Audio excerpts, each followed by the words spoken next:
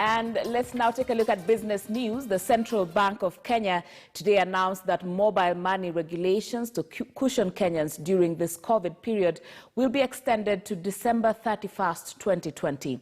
This includes the removal of transfer charges for a transaction of up to 1,000 shillings, as well as the elimination of charges by payment service providers and commercial banks for transfers between mobile wallets and bank accounts. The current tariff for transactions above 70,000 shillings remain in place.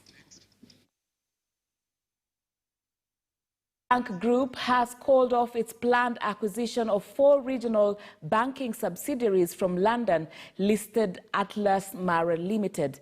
A statement released by the bank indicates that its board of directors have mutually agreed with Atlas Mara Atma to discontinue discussions on the proposed deal. Equity had expressed the intention to acquire banking businesses from Atma in Rwanda, Tanzania, Zambia, and Mozambique. This decision is consistent with the board's view of uncertainty of risk, which informed the proposed withdrawal of 9.5 billion shilling dividend payout to shareholders.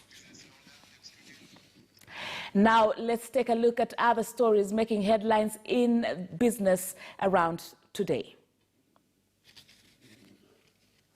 Independent oil marketers under the umbrella of the Kenya Independent Petroleum Distributors Association are up in arms over what they term as unfair allocation of fuel products and price undercutting by large oil marketing firms. The players claim that large firms are denying their members access to petroleum products, and they are now calling on the Energy and Petroleum Regulatory Authority, EPRA, to intervene on their behalf and find a lasting solution to the problem. This comes at a time when some of the large oil marketing companies are being accused of holding back stocks in anticipation of increase in the maximum pump prices. The Energy and Petroleum Regulatory Authority has, however, warned that dealers found to be holding petroleum products risk a 1-year jail term or a 1 million shilling fine, including revocation of their licenses.